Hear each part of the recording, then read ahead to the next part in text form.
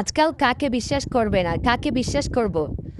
আসলে বন্ধুরা, আমার নিজের হাজব্যান্ড মানে আমার জামাই, সে আমাকে ভালোবেসে বিয়ে করেছিল। আর তাকে বিয়ে করার জন্য আমি নিজের পরিবারকে ছেড়েছি। নিজের মা বাবাকে ছেড়ে আমি তার হাত ধরে চলে এসেছিলাম। আজকে সে আমাকে একটা মানুষের কাছে আমাকে বিক্রি করে দিয়েছে শুধুমাত্র কিছু টাকার কারণে। আমাকে আজকে দেশ ছেড়ে বিদেশে চলে যেতে হবে। সে আমাকে বিদেশে অনেক টাকাতে বিক্রি করে দিয়েছে। বন্ধুরা, সে আমাকে বিয়ের আগে বলতো সে নাকি সরকারি চাকরি করে, তারপর তার নাকি মা বাবা বিদেশে থাকে। এই কথা বলে সে আমাকে বিয়ে করে। দিনের পর দিন, রাতের পর রাত সে আমাকে বুক করে। সে আমার জীবনটাকে নষ্ট করে দিয়েছে। হ্যালো বন্ধুরা, আসলে মানুষের জীবন এমনও হয়, আজকের এই গল্পটা না শুনলে আপনারা কখনোই বিশ্বাস করতে পারবেন না যে আমাদের সমাজে, আমাদের এই দেশেই এরকম মানুষ এখনও আছে। তো বন্ধুরা, গল্পটা অবশ্যই শুরু করতেছি। তোমরা যদি শুরু থেকে শেষ পর্যন্ত না দেখো তাহলে কিন্তু কোনো কিছুই, গল্পের আগাগোড়া মাথা কিছুই বুঝতে পারবে না। অবশ্যই তোমাদের কাছে একটা রিকোয়েস্ট, অবশ্যই গল্পটা শেষ পর্যন্ত দেখবে, তাহলেই তোমরা সব কিছু খুব সুন্দরভাবে বুঝতে পারবে। বন্ধুরা, শুরু করতেছি। আমার নাম বন্ধুরা জেরিন। মা বাবা আমাকে খুব ভালোবাসে। আমাকে তারা খুব আদর করতো ছোটবেলা থেকেই। আমার ভাই আছে, বড় ভাই। আমার বড় ভাই বর্তমানে সে কাজ করে, তার বাজারে একটা বড় একটা ব্যবসা আছে। আর আমার বাবাও টুকটাক কিছু বিজনেস করেন। মা হচ্ছে হাউস ওয়াইফ, আর আমি হচ্ছি তাদের একমাত্র মেয়ে। তাদের আর কোনো মেয়ে নেই আমাকে নিয়ে। আসলে তাদের চিন্তা ভাবনার যেন কোনো শেষ নেই। বন্ধুরা, আমি দেখতে যেমনটা সুন্দরী, তেমনই আমার ফিগার। আমার ফিগার দেখলে যে কোনো ছেলের মাথায় নষ্ট হয়ে যাবে।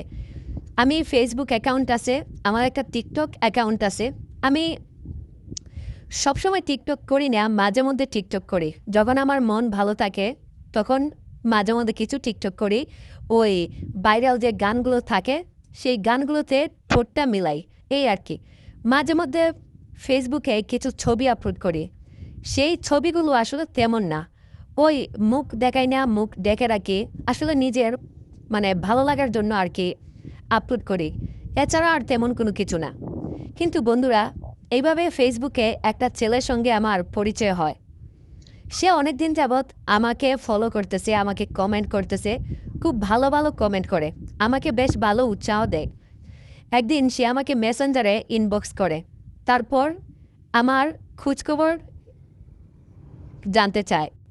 আমার নাম কি, বাড়ি কোথায়, মা বাবাকে, ইত্যাদি ইত্যাদি অনেক কিছু জানতে চায়। আমি ছেলেটাকে কোনোভাবেই রিপ্লাই দিলাম না। এইভাবে কেটে গেল অনেক দিন। আমি আসলে একদিন তার ইনবক্সে গিয়ে আমি দেখি এই ছেলেটার আইডিতে, ছেলেটা তো আমাকে প্রায় সময় কমেন্ট করে, হ্যাঁ, আমাকে বেশ প্রশংসায় বাসায়। আচ্ছা, ছেলেটাকে একটু দেখি তো। ওর ব্যাপারে একটু খোঁজখবর নিতে গিয়ে দেখি ছেলেটা ফেসবুকে অনেক সুন্দর সুন্দর হ্যান্ডসাম হ্যান্ডসাম ছবি দেওয়া, বিভিন্ন সমুদ্রে, পাহাড়ে, অনেক বড় বড় দামি দামি রিসোর্টে। তাছাড়া ছেলেটার বায়ুতে ছিল সরকারি চাকরিজীবী, মানে ও সরকারি চাকরিজীবী করে, আবার ফ্রিল্যান্সারও নাকি, এরকম একটা বায়ু দেওয়া। তো ছেলেটার লাইফস্টাইল দেখলাম মোটামুটি অনেক ভালো, মানে বলতে গেলে বেশ চমৎকার। আসলে আমার মা বাবা যার সঙ্গে আমার বিয়ে ঠিক করে রেখেছিল সে আমার খালাতো ভাই। আসলে আমার খালাতো ভাই ছোট একটা জব করে, একটা কোম্পানিতে জব করে, খুব একটা বেশি স্যালারি পায় না। আর তাছাড়া আমার বিয়ে ঠিক হয়ে আছে ছোটবেলা থেকেই। কেননা আমি যখন জন্ম নিয়েছিলাম তখন থেকেই আমার খালা বলেছিল যে আমি নাকি দেখতে অনেক বেশি সুন্দর হয়েছিলাম। তারা তখন থেকেই ভেবেছিল যে দুই বোনের একটা সম্পর্ক টিকিয়ে রাখার জন্য, হ্যাঁ, তারা তাদের ছেলের বউ আমাকে করতে চায়। ছোটবেলা থেকেই বাবা মা তারা খালাকে কথা দিয়ে ফেলেছে, এবং এইটা আমাকেও তারা অনেকবার বলেছে আমি যেন কারোর সঙ্গে রিলেশন না করি, প্রেম টেম যেন না করি, কারণ আমার বিয়ে ঠিক হয়ে আছে, তার সঙ্গেই আমার বিয়ে হবে। কিন্তু বন্ধুরা, আমার খালাতো ভাই আসলে আমাকে তার একদমই পছন্দ না। কেননা সে একটু কেমন যেন, একটু গায়ে টাইপের, শ্যামলা গায়ের রং, কিন্তু এই ছোটোখাটো জব করে, মানে নিজের কোনো ড্রিম নেই, নিজের কোনো একটা চিন্তাধারা নেই। ঠিক আছে, এই জন্য তাকে আমার একটুকু পছন্দ না। তাকে আমার সত্যি কথা বলতে মানে একদম ওই আমার যে খুব একটা বেশি ভালো লাগে তা কিন্তু না, একেবারেই আমার ভালো লাগে না তাকে। তো আমি মাঝে মধ্যেই চিন্তা করতাম বা আমি মাঝে মধ্যেই টেনশন করতাম যে আসলে আল্লাহ, তার সঙ্গে যদি আমার বিয়েটা হয় তাহলে আমার জীবনটাই তো শেষ হয়ে যাবে। কেননা তাকে তো আমার একদমই পছন্দ না, তাকে তো আমার একদমই ভালোও লাগে না, সত্যি কথা বলতেছি। তো যাই হোক, আমি ওই ছেলেটার নাম ছিল আবির। আমি ছেলেটার ফেসবুক ঘেঁটে ঘেঁটে দেখলাম ওর লাইফস্টাইল ভালো। তো ও আমাকে অনেক মানে মোটিভেশন দেয়। আমার মন খারাপ থাকলে বা আমার যদি কোনো সমস্যা হয়, অনেক ভালো ভালো। তো আমি ছেলেটার আইডি খোঁজ করতে গিয়ে দেখলাম ছেলেটা বেশ ভালো, চমৎকার, আসলে প্রেম করার জন্য একেবারে পারফেক্ট। তো ছেলেটার সঙ্গে আমি অনেক সময় মেসেঞ্জারে আলাপ করতে গিয়ে ওর সঙ্গে আমি প্রায় ফ্রেন্ড হয়ে গেলাম। আসলে ছেলেটা এত সুন্দরভাবে গুছিয়ে কথাবার্তা বলে, আপনি ওর সঙ্গে 5 মিনিট চ্যাট করলে আপনি কিন্তু ওর প্রেমে পড়তে বাধ্য। তো আমরা বন্ধু হলাম। বন্ধু থেকে আমরা কখন যে আসলে একজন আরেকজনের প্রেমে পড়ে গেলাম, এটা আমরা কখনোই বুঝতে পারলাম না। ও আমাকে প্রেমের অফার করে বসলো। আমি ওকে বললাম, দেখো আবির, তুমি আমাকে কখনো দেখো নাই আমি দেখতে কেমন, আমার কেমন। সে আমাকে বলেছে, দেখেছি তো, তোমার কত শত ছবি দেখেছি না, আমাকে মেসেঞ্জারে দিয়েছ। হ্যাঁ, ও আমাকে প্রায় সময় বলতো আমি যেন আমার ছবি দেই ওকে, আমি ওকে ছবি দিতাম, ও আমাকে ছবি দিত। ছেলেটা দেখতে সুন্দরই ছিল মোটামুটি, দাড়ি টাড়ি সব কিছুই ছিল। কিন্তু তারপরও একটা মানুষকে আসলে ফেসবুকে দেখেই প্রেমে পড়া, এইটা আসলে আমি কখনো এইটার পক্ষে না। তো ও আমাকে অনেক কষ্ট করে ম্যানেজ করেছিল যে আমরা একদিন একটা পার্কে, মানে আশেপাশের একটা পার্কে আমরা দেখা করব। তারপর আমরা সিদ্ধান্ত নেব। তাছাড়া ও আমাকে বলেছিল ও সেদিন আমাকে মানে প্রেমের অফার দিবে পার্কে বসে। তো আমি ভাবলাম ঠিক আছে, এইটা তো আমার জন্য দারুণ একটা সুখবর। আমি একদিন আমার মা বাবাকে মিথ্যা বলে আমি বলি আমার বান্ধবীদের সঙ্গে একটা জায়গায় এক্সাম দিতে হবে, সেই জন্য মানে আজকে একটু লেট হবে আসতে। তারপর বন্ধুরা, আমি কলেজ শেষ করে আমার এক বান্ধবীর কথা বলে আমি ছেলেটার সঙ্গে একটি পার্কে দেখা করতে গেলাম। আমি প্রায় অনেকক্ষণ আগেই সেই পার্কে চলে গিয়েছিলাম, কিন্তু ও এখনও আসতেছিল না। হঠাৎ করে দেখি ও একটা গাড়িতে করে, প্রাইভেট কারে করে আসলো। আসলে ওর প্রাইভেট কারটা ছিল একেবারে চোখে পড়ার মতো, ব্লু কালার একটা প্রাইভেট কার। সেই আমার কেন জানি মনে মনে সন্দেহ ছিল যে প্রাইভেট কারটা ওর, যেহেতু সরকারি চাকরি করে, তাছাড়া ফ্রিল্যান্সিং করে, ওর মা বাবা বিদেশে থাকে, ও অনেক টাকা পয়সা মালিক টালিক হবে, দেখেই বোঝা যাচ্ছে। এতে আসলে সন্দেহ করার মতো তেমন কোনো উপায় নেই। তো যাই হোক, ও আসলো। ও আসার পর আমাকে বলতেছে, জেরিন সরি, আসলে আমার একটা কাজ ছিল, লেট হয়ে গেছে, আর এত জ্যাম, বুঝছো। তো আমি বললাম ঠিক আছে, ইটস ওকে, কোনো সমস্যা নেই। তারপর বন্ধুরা, আমরা রামপুরা হাতিরঝিলে আমরা দেখা করেছিলাম। তো ও আসলে গুলশানে থাকতো, আমাকে বলতো, আর আমার বাসা ছিল রামপুরাতেই। আমরা হাতিরঝিলে দেখা করলাম। ওকে আমি জিজ্ঞাসা করলাম গাড়িটা কার। ও আমাকে বলল এই গাড়িটা নাকি ওর। আমি বললাম তাই নাকি, ভালো। ও আমাকে সেদিন আমাকে আসলে রামপুরা হাতিরঝিলেই আমরা বুটে উঠেছিলাম, প্রাইভেট একটা বুটে। তারপর সেইখানে ও আমাকে অনেক কিছু খাওয়ালো, ফুচকা খাওয়ালো, চটপটি খাওয়ালো, জালমুড়ি। আমরা বেশ কিছু শপে গেলাম, কফি খেলাম। ও আমাকে কফি শপে একটা গোলাপ ফুল দিয়ে আমাকে প্রেমের অফার করলো। ছেলেটার প্রেমের স্টাইল ছিল একেবারে দারুণ। আমি তো বস ওর উপর একেবারে ফিদা হয়ে গিয়েছিলাম। ঠিক আছে, একেবারে ফিদা হয়ে গিয়েছিলাম। তখন আমি আর ওর প্রেমে কোনোভাবে না করতে পারলাম না। তারপর আমরা দুজন একে অন্যকে ভালোবাসি, একে অন্যকে পছন্দ করি। তারপর আমাদের প্রেমে ধীরে ধীরে বাড়া শুরু করে দিল। এদিকে আমার বাড়িতে বিয়ে ঠিক হয়ে আছে। আমার মা বাবা আমাকে আর পড়াশোনা করাতে চাচ্ছে না, কারণ তারা চাচ্ছে খুব শীঘ্রই আমার খালাতো ভাইয়ের সঙ্গে তারা আমাকে বিয়ে দিবে। এদিকে আমার মা বাবা আমাকে বিয়ের জন্য প্রেশার দিচ্ছিল, আমাকে চাপ দিচ্ছিল। আমি আমার মা বাবাকে কোনো কিছুই বলতে পারতেছিলাম না যে বাবা, আমি একটা ছেলেকে ভালোবাসি। এই কথাটা যে আমি তাদেরকে বলবো, কোনোভাবেই আমি তাদেরকে এই বিষয়টা বলতে পারতেছিলাম না। কিভাবে বলি বলেন তো? তাদেরকে তো আমি কোনোভাবেই বলতে পারতেছিলাম না। কারণ হচ্ছে বন্ধুরা, আসলে এই যে আমি ওনাকে এই কথাটা বলবো, হ্যাঁ, এখন ওনাকে আমি এই কথাটা কিভাবে বলি? কারণ আমার মা বাবা তারা ছোটবেলা থেকেই আমার বিয়ে ঠিক করে রেখেছেন, আর আমি তাদেরকে বললেও কোনো লাভ হবে না, তারা আমার কোনো কথাই শুনবে না। আমার খালাতো ভাইয়ের সঙ্গে তারা আমার বিয়ে দিবে, মানে বিয়ে দিবে, কারণ তারা যেটা বলেছে তারা তাদের কথা মতো চলবে, এটাই হচ্ছে ফাইনাল কথা, তাদের মানে মূল ডিসিশন। আমি কি করব এমন অবস্থায় আমি যেন কোনো কিছুই বুঝে উঠতে পারতেছিলাম না। একদিকে আমার ভালোবাসা, একদিকে আমার খালাতো ভাইকে বিয়ে, আমার মাথায় কোনো কিছুই যেন কাজ করতেছিল না। কি করব, কি করব, কি করব, আমি কোনো কিছুই বুঝে উঠতে পারতেছিলাম না।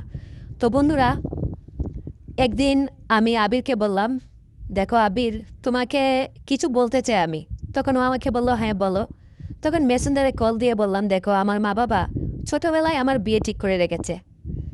আসলে তুমি আমাকে প্রেমের অফার দিয়েছো, আমিও মানা করতে পারি নাই, তোমাকেও আমিও ভালোবেসে ফেলেছি। কিন্তু আবির, আমি কি করব বলো, আমি যে কোনো কিছুই ভেবে পাচ্ছি না। তাছাড়া আমি আমার মা বাবাকে এই তোমার বিষয়ে যদি বলি, তারা তো কোনো কিছু শুনবে না।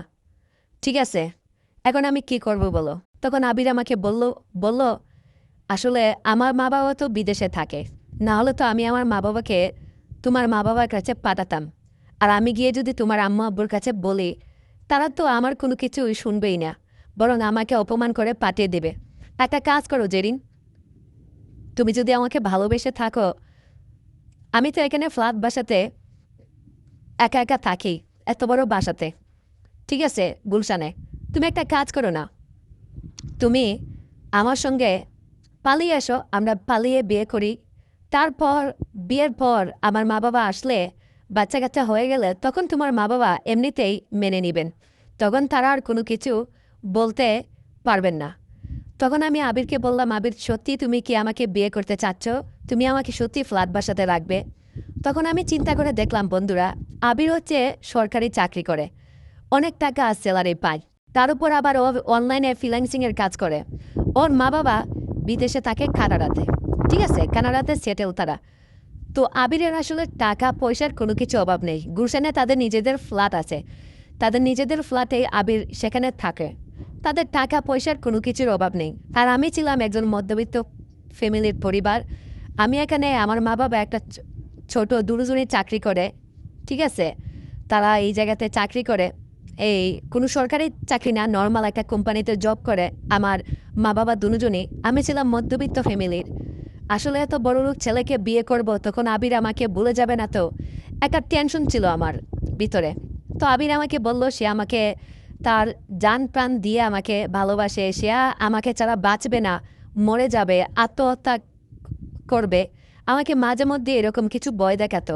আমিও মনে মনে ভাবতাম যে এইরকম একটা ছেলে আমাকে ভালোবাসে, আমার জন্য সে তার জীবনটাও পর্যন্ত দিয়ে দিতে পারে, এইরকম ছেলে তো আজকাল মানে পাওয়া যায় না, খুব কম।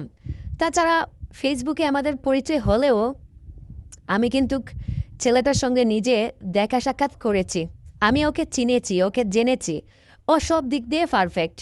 হ্যাঁ, কোনো দিক দিয়ে আসলে না বলার মতো তেমন কোনো কিছু নেই। তো তারপরে আমি চিন্তা করলাম, ঠিক আছে, যখন আমার বিয়ে গনিয়ে আসবে তখন আমি তোমাকে বলবো আবির। আবির আমাকে বলল, ঠিক আছে, যখনই সমস্যা হবে তখনই আমাকে বলো। তখন আমার মা বাবা একদিন আমার বিয়ের খবর নিয়ে তারা আসলো, তারা আগামী শুক্রবারে আমার বিয়ে ঠিক করেছে। আজকে হচ্ছে সোমবার, হাতে আছে আর মাত্র 4 দিন। আমি কি করব সেই সময় আমি কোনো কিছু বুঝতে পারতেছিলাম না। আমি যদি এখন আমার আম্মাকে বলিও, মা আমি এখন বিয়ে করব না, তারা আমার কোনো কথাই শুনবে না, মাঝখান থেকে আমি আমার ভালোবাসার মানুষটাকে হারাবো। তো আমি তখন আবিরকে বললাম, তখন আবির আমাকে বলল, তুমি একটা কাজ করো, আগামীকাল মঙ্গলবার তুমি রাত 10টার দিকে বাসা থেকে কোনো রকম বের হয়ে যেও, আমি তোমার বাসার সামনের এই গলিতে চায়ের দোকানটাতে খাড়া থাকবো, সেখান থেকে আবির আমাকে নিয়ে যাবে তার বাসায়, ডিরেক্ট আমরা কাজী অফিসে যাব। আবিরের লোকজন সেখানে থাকবে, আমারও 2জন বান্ধবী থাকবে সেখানে, আমরা বিয়ে পড়ে তারপর আবিরের বাসায় গিয়ে উঠবো। তো এটা ছিল আমার জীবনে সবচেয়ে একটা রিস্কি একটা সিদ্ধান্ত, এর আগে আমি কখনো এরকম সিদ্ধান্ত নেই নাই। তারপর বন্ধুরা আমি পালিয়ে গেলাম, পালিয়ে যাওয়ার পর আমার 2জন বান্ধবী আসছিল, নীলা এবং শিলা, আর আবিরের বেশ কিছু মানে এই চাচা মামা খালু নিয়ে এসেছিল 2-3 জন। তারপর আমরা আসলে বাড্ডার একটা কাজী অফিসে গেলাম। সেখানে কাজী অফিসে যাওয়ার পর আমরা আসলে বিয়েটা করে নিলাম। বিয়ে করার পরে আবির আমাকে সেই ফ্ল্যাট বাসাতে নিয়ে গেল। বন্ধুরা, আসলে তখন আবির আমাকে বলল, এই ফ্ল্যাট বাসাটা তুমি থাকো, তোমার কোনো সমস্যা হবে না তো? আসলে আমি দেখলাম বাড়ির যে অবস্থা বন্ধুরা, অনেক সুন্দর একটা বাসা।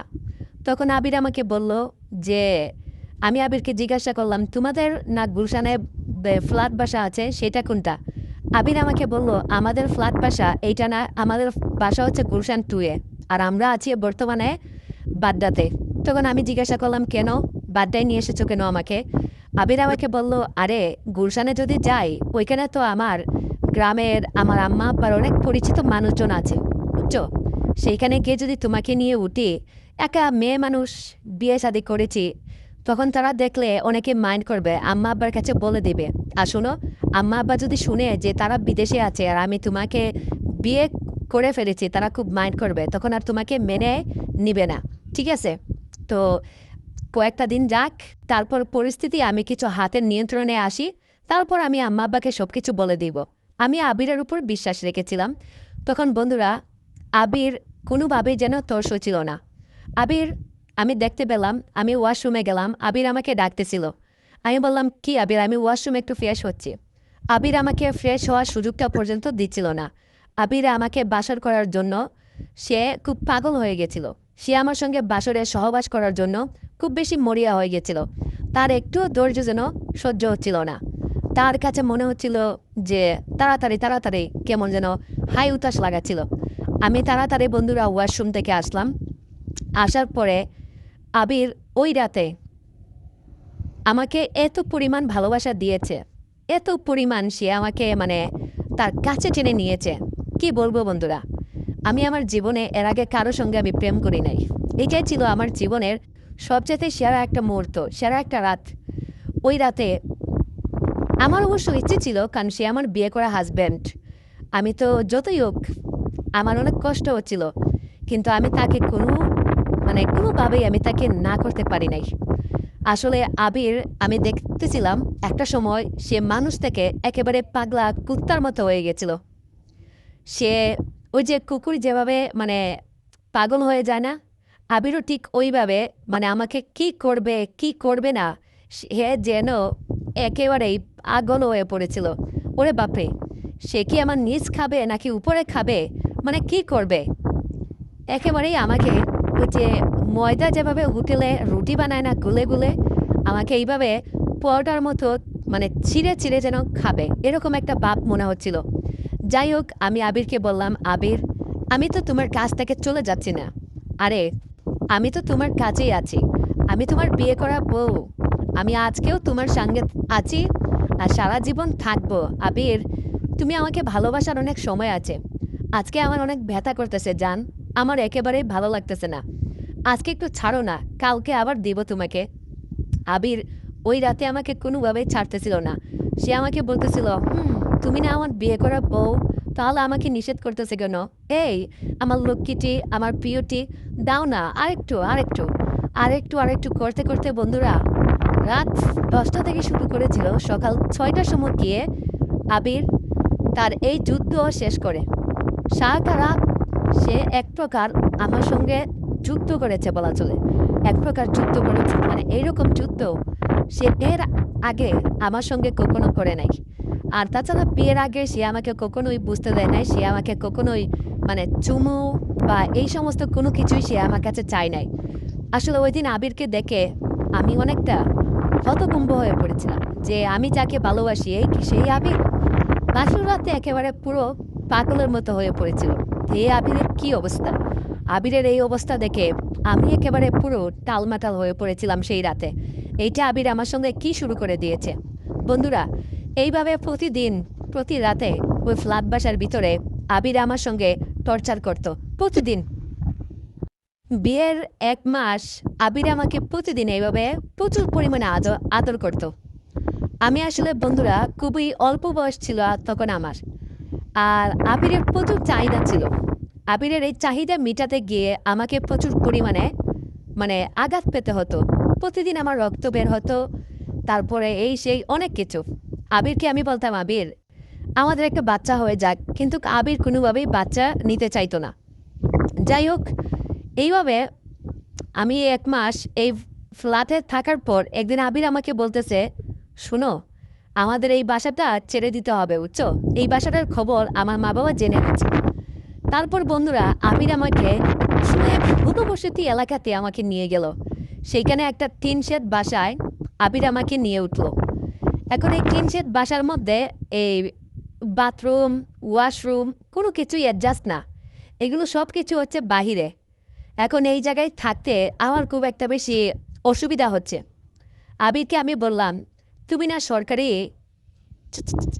চাকরিজীবী, তাহলে বিয়ের পর তুমি যে এই ১টা মাস আমার সঙ্গে ফ্ল্যাট বাসাতে সময় কাটালে, কই তুমি তো একদিনও অফিসে টফিসে কোনো সময় যাও নাই, গেলা না। আবির আমাকে বলেছে সে নাকি লম্বা ছুটি নিয়ে এসেছে আমাকে শুধুমাত্র আমার জন্য। সে আমাকে অনেক বেশি ভালোবাসে, আমাকে প্রচুর পরিমাণে ভালোবাসে বলে সে আমার জন্য নাকি ১ মাসের একটা লম্বা ছুটি নিয়ে এসেছিল। এখন তার ছুটি নাকি আবার শেষ।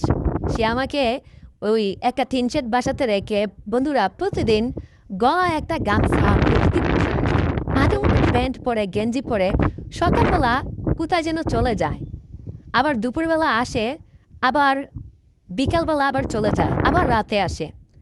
আমি আবিরকে বলি, আবির তুমি না সরকারি জব করো, সরকারি জব করলে তো তোমাকে এই ভালো জুতা, প্যান্ট, তারপর হচ্ছে ফর্মাল শার্ট পরে অফিসে যেতে হয়, টাই টুই পরে, কিন্তু তুমি তো একটা গামছা আর একটা প্যান্ট আর একটা গেঞ্জি পরে চলে যাও। আবির আমাকে বলল, ওফ তুমি এত বুঝো না তো, তুমি কোনো রকম থাকো। বন্ধুরা একদিন আমার পাশের ভাড়াটিয়া আমাকে এসে বলতেছে, ভাবি আপনার হাজবেন্ড কিন্তু খুব ভালো মানুষ, বুঝছেন? উনি তো খুব ভালো সবজি বিক্রি করে। উনার কাছে এমন কোনো ধরনের সবজি নেই যে উনার কাছে নাই। কাঁচা মাল, সব ধরনের মাল আছে ওনার কাছে। এই দেখেন আপনার হাজবেন্ডের কাছ থেকে কাঁচামরিচ নিয়ে আসলাম, টমেটো নিয়ে আসলাম। আমি আমি ওনাকে বললাম, ভাবি আপনি কি বলতেছেন? আমার হাজবেন্ড তো সরকারি জব করে, সে সবজি কেন বিক্রি করবে? আপনার মনে হয় কোথাও ভুল হচ্ছে, হয়তো আমার হাজবেন্ডের মতো কাউকে আপনি দেখেছেন। তখন পাশে পাশে ভাবি আমাকে বলতেছে, আরে না ভাবি, আমার চোখ এতটাও খারাপ না, আপনার হাজবেন্ডকে আমি চিনব না ভাবি? এইটা কোনো কথা বলেন আপনি? আমি আপনার হাজবেন্ডকে খুব ভালো করে চিনি ভাবি, ঠিক আছে? তাছাড়া সে তো এই এলাকাতে অনেকটা সবজি বিক্রি করে, তাকে তো আমি আজকে দেখে চিনি না ভাবি। আপনি বিয়ে করার আগে থেকে আমি তাকে চিনি, বুঝছেন? তাছাড়া তার এই এলাকাতে অনেক এই কি বলে এমপি নেতা মন্ত্রীদের সঙ্গে তার চক্কর আছে, তার সম্পর্ক আছে। সেই এলাকার সবচেয়ে নেতা, সেটা তো সবাই জানে। কেন ভাবি আপনি কি জানেন না? তখন বন্ধুরা আমি কি বলবো, পাশের বাসার ভাবির কথাটা শুনে আমার মাথায় যেন একেবারে আসমানটা ভেঙে পড়ল। হায় আল্লাহ, এইটা আমি কি শুনলাম? হ্যাঁ, এইটা আমি কি শুনলাম? আমার মাথায় যেন একেবারে পুরো আসমানটা ভেঙে পড়ল। তারপর আবির যখন রাতে বাসায় আসলো, আমি তাকে জিজ্ঞাসা করলাম, আবির তুমি সকালে পুরাতন একটা প্যান্ট পরে, একটা গেঞ্জি পরে, সঙ্গে একটা গামছা নিয়ে কই যাও? তুমি কি সবজি বিক্রি করো? আবির তোমার কি কাঁচামালের ব্যবসা আছে? তুমি না আমাকে বিয়ের আগে বলেছিলে তোমার এই সরকারি চাকরি, তোমার মা বাবা বিদেশে থাকে, হ্যাঁ কত কিছু আমাকে বলেছিলে। আবির তোমার মা বাবা নাকি এই তারা নাকি ওই বস্তিতে বসবাস করে, আর তুমি নাকি এই এলাকা থেকে ছোট থেকে বড় হয়েছ, এটা কি সত্যি কথা আবির? তখন আবির আর কোনো কিছু বলে না আমাকে। আবির আমার কাছে আসতে যাচ্ছে, আমার কাপড় খুলে সে আমাকে আদর করতে যাচ্ছে। সেদিন আমি আবিরকে কোনোভাবেই আদর করতে দেইনি। আমি বললাম, আবির তুমি এটা কি করতেছো? তুমি আমি যেটা বলেছি তুমি সেইটা বলো।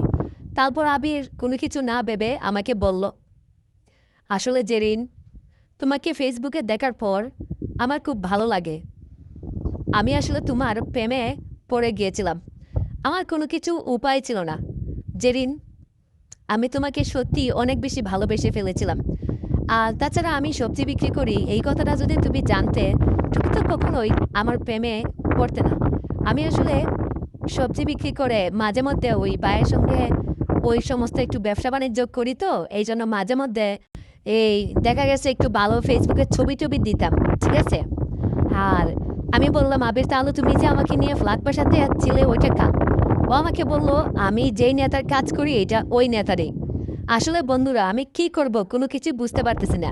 তার মানে এতদিন আমি একটা মিথ্যাকুর একটা এই এই একটা খারাপ ছেলে যে আমার সঙ্গে প্রতারণা করেছে, আমি কি তার সঙ্গে রিলেশন করে বিয়ে করেছি? ইস! এখন আমি আমার মা-বাবাকে কি বলবো? আমার তো ইচ্ছে ছিল আমি আমার মা-বাবাকে আমার বিয়ের কথা বলবো যে, "আমি বিয়ে করে ফেলেছি আব্বা, ছেলে সরকারি চাকরি করে।" কিন্তু এর কথা আমি আমার মা-বাবাকে আমি কি করে বলবো? এর মা-বাবা থাকে বস্তিতে। বন্ধুরা আমি আমার জীবনটা নিজের হাতেই শেষ করে দিয়েছি। এই ফেসবুকে আসলে কে ভালো কে খারাপ কোনো কিছুই বোঝা যায় না। ঠিক আছে? নিজের হাতেই মনে হচ্ছে নিজের জীবনটাকে শেষ করে দিয়েছি। নিজের হাতেই নিজের জীবনটাকে উৎসর্গ করে দিয়েছি। কি করব আমি কোনো কিছুই বুঝে পাচ্ছিলাম না। কিছুদিন পর আবির আমাকে নিয়ে বলল আমাকে নিয়ে নাকি সে আসলে এক জায়গায় যাবে। একটা ফ্ল্যাট বাসায় গেল। যাওয়ার পর বলতেছে ফ্ল্যাট বাসাটা নাকি নিবে। বন্ধুরা আমি দেখতে পেলাম সে আমাকে একজন নেতার কাছে মানে আমাকে বিক্রি করে দিয়েছে। তারপর আমি খোঁজখবর নিয়ে জানতে পারি আবির কাঁচামালের ব্যবসা করেছে। কিন্তু কাঁচামালের ব্যবসা করে ওর বাবা। আর ও মাঝে মধ্যে দোকানে বসে। আর ও ওই ব্যবসার খাতিরে ওই এলাকার যে নেতা আছে ওই নেতার পা চাটে। এই নেতার মানে যত রাতের রানী লাগে, যত নারী লাগে, হ্যাঁ, সবকিছু আবির ম্যানেজ করে। সুন্দরী সুন্দরী মেয়েদেরকে প্রেমের জালে ফাঁসাইয়া তারপর সেই সমস্ত মেয়েকে আসলে ওই পতিতালয়ে বিভিন্ন পতিতালয় আছে তাদের কাছে বিক্রি করে দেয়, আর না হলে নেতাদের কাছে বিক্রি করে দেয়। বন্ধুরা আবিরও আমাকে ঠিক এই কাজটাই করেছে। আবির আমাকে ওই নেতার কাছে বিক্রি করে দিয়েছে। তারপর বন্ধুরা ওই নেতা আমাকে প্রায় ১ সপ্তাহ একটানা আমাকে ব্যবহার করেছে। একটানা আমাকে ব্যবসা করে তারপর এখান থেকে আমাকে পাঠিয়ে দেওয়া হয়েছে চোখ বেঁধে। আমি আসলে কোনো জায়গা কোনো কিছু আমি চিনতে পারি নাই। আমার একটা বন্ধ আমি একটা রুমের মধ্যে আছি। এখানে দিনে প্রায় ১০ জন পুরুষ আসে, আবার রাতেও ১০ জন পুরুষ আসে। এখানে আমাকে ঘন্টা ভিত্তিক ০.৫ ঘন্টা ১ ঘন্টা করে আমাকে সার্ভিস দিতে হয় ৫০০ টাকা ১,০০০ টাকার বিনিময়ে। কিন্তু বন্ধুরা এই টাকার একটা টাকাও আমি বাদ পাই না। আমি শুধু এখানে পেটে এবং বাতে আছি। আমি খোঁজখবর নিয়ে জানতে পারি এইটা একটা নিষিদ্ধ পল্লী, পতিতালয়। এই পতিতালয়ে ওই আবির এবং ওই নেতা মিলে আমাকে বিক্রি করে দিয়েছে। এখন তাদের ঠিকানা কি, তাদের কোন জায়গায় থাকে আমি কোনো কিছু জানি না। আমি এখন বর্তমানে কোথায় আছি আমি সেইটাও জানি না। শুধু আমি জানি আমি একটা বড় একটা এই ফ্ল্যাট বাসাতে আছি। এখন এই এলাকার নাম কি আমি আর কোনো কিছুই জানি না বন্ধুরা। আমাকে একটা রুমের ভিতরে বন্ধ করে রাখা হয়। তো বন্ধুরা এই গল্পটা থেকে আমরা এই জিনিসটাই শিখলাম। আসলে আমরা আমাদের নিজেদের লাইফটা আমরা নিজেরাই নষ্ট করে ফেলি। এই ফেসবুক, এই টিকটকের খাতিরে।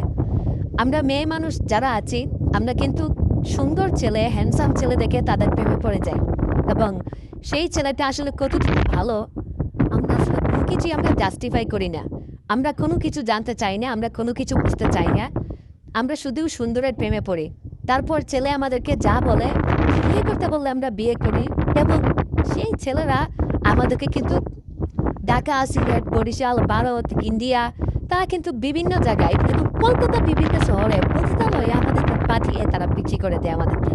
আর আমরা এভাবে দিনের পর দিন আমরা আমাদের মা বাবা কোথায় আছে, কিভাবে আছে আমরা কোনো কিছু জানি না। এই হচ্ছে আমাদের জীবন। তো সবাইকে বলবো, আপুরা, ভাইয়েরা, আপনারা আসলে এই কল্পনা থেকে শিক্ষা নিন। আপনাদের পরিবারে যদি কোনো মেয়ে থাকে তাদেরকে এখন থেকেই গাইড দেওয়া শুরু করে দিন। আর আপুদেরকে বলবো, আপুরা না জানি কাউকে ভালোবাসা উচিত না, বা কাউকে এতটা অন্ধের মতো বিশ্বাস করা একেবারেই ঠিক না। আমার মতো জীবন যেন আসলে কারো না হয় আমি এই কামনাই করি। কারণ আপনাকে যদি বাংলাদেশ থেকে ইন্ডিয়াতে পাঠিয়ে দেওয়া হয়, ঠিক আছে, পতিতালয় হিসেবে, হ্যাঁ, তখন কিন্তু আপনার আর কোনো কিছু করার থাকবে না। আসলে আমাদের মা বাবা কিন্তু আমাদের ভালোর জন্যই সব কিছু করে। তো যাই হোক, আমার মতো জীবন যেন কারো না হয় আমি এই কামনাই করি। বন্ধুরা আজকের গল্পটা কেমন লাগলো অবশ্যই কমেন্ট করে জানাবেন। দেখা হচ্ছে আবারও নতুন কোনো ভিডিওতে নতুন কোনো গল্প নিয়ে। বন্ধুরা তোমাদের যদি কোনো পছন্দের গল্প থেকে থাকে আমাকে তোমরা কমেন্ট করে জানাতে পারো। আমি তোমাদের তোমাদের মন মতো গল্প নিয়ে আবারও হাজির হব। ভালো থাকবে, সুস্থ থাকবে।